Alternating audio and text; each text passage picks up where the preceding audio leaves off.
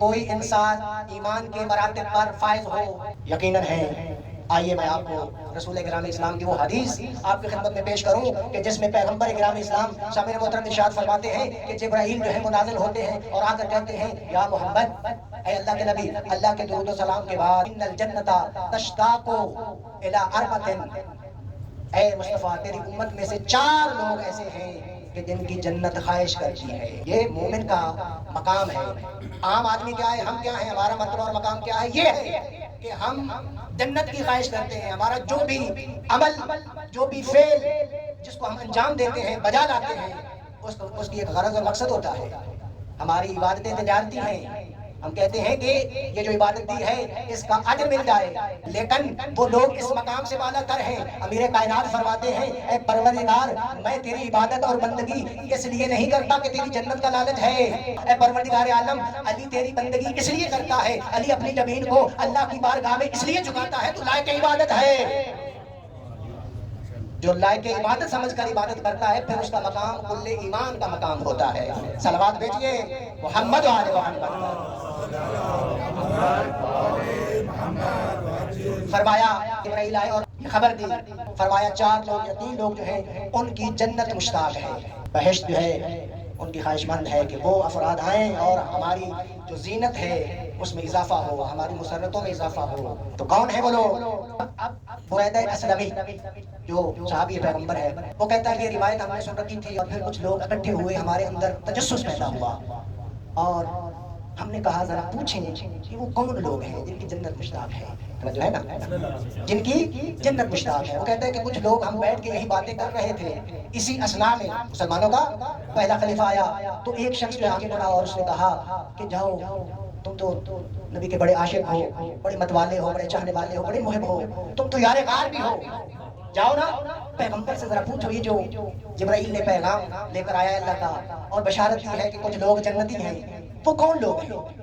خلیفہ مسلمین کہتے ہیں، گھبرا گئے، کہا نہیں ایسا نہیں ہو سکتا کہ میں رسول سے پوچھوں، اور اگر خدا نخواستہ میرا نام ان افراد میں نہ ہوا تو بنی تمیم والے میرا مذاق اڑائیں گے، ملامت کریں گے، سرزنش کریں گے۔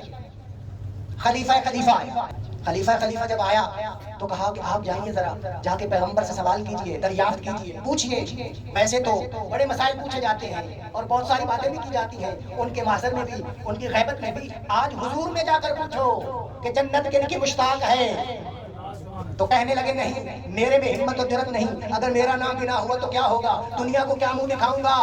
بریدہ اسلمی کہتا ہے خدا کی قسم تھوڑا ہی وقت گزرا تھا، نبی کا وصی آ رہا ہے، علی اس بزم کا حصہ بنے، اور جب حصہ بنے تو ایک شخص جو ہے آگے بڑھا اور آ کے کہتا ہے کہ اے علی یہ جو حدیث ہے اس کے بارے میں پیغمبر سے سوال کرو اور جا کر پوچھو کہ پیغمبر ہمیں یہ بتائیے کہ وہ کون سے افراد ہیں جن کی جنت مشتاق ہے۔ خدا کی قسم ان کا رویہ، کردار اور طرز تفکر اور تھا، علی کا طرز تفکر اور تھا۔ یہ طرز تفکر کا الگ ہونا بتاتا ہے کہ کون کتنے ایمان کا حامل و مالک ہے۔ علی پہنچے نبی کی بارگاہ میں۔ اب علی نے یہ نہیں کہا جانے سے پہلے کہ اگر علی کا نام نہ ہوا تو بنو ہاشم والے کیا کہیں گے۔ علی نے 2 جواب دیے اور میں کہتا ہوں دینے بھی ایسے ہی چاہیے تھے، جو علی ہو اس کا حق ہے کہ وہ ایسا جواب دے۔ امیر کائنات نے فرمایا ہاں میں ضرور جاؤں گا اور پیغمبر سے سوال کروں گا اور پوچھوں گا کہ وہ کون سے لوگ ہیں کہ جن کی جنت مشتاق ہے۔ اور پھر آگے فرمایا ہاں یہ نہیں کہتا کہ اگر نام نہ ہوا، بلکہ یہ فرمایا کہ اگر ان افراد میں علی کا نام ہوا تو علی اللہ کی حمد اور ستائش کرے گا، اللہ کی ثنا بجا لائے گا۔ اور اگر علی کا نام نہ ہوا تو یہ نہیں کہا کہ بنو ہاشم والوں کے سامنے علی کا سر جھک جائے گا، بلکہ یہ کہا کہ علی کا نام ان میں اگر نہ ہوا تو علی اللہ سے دعا کرے گا کہ اے میرے پروردگار علی کو بھی ان جنتیوں میں سے شمار کر۔ نعرہ حیدری۔ اسی لیے تو قرآن کہہ رہا ہے صاحبان ایمان، صاحبان تقوی ما صادقین کی ہمرائی کو اختیار کرو، وہاں سے تمہیں مایوسی نصیب ہوگی، یہاں سے امید ملے گی۔ یہاں مثبت ڈگری ہے، وہاں منفی ڈگری ہے۔ یہاں بتایا جا رہا ہے کہ مشکل میں گھر جاؤ تو اپنے ہاتھوں کو اللہ کی بارگاہ میں بلند کرو، وہ مشکل کشا تمہاری مشکلات کو حل کرنے والا ہے۔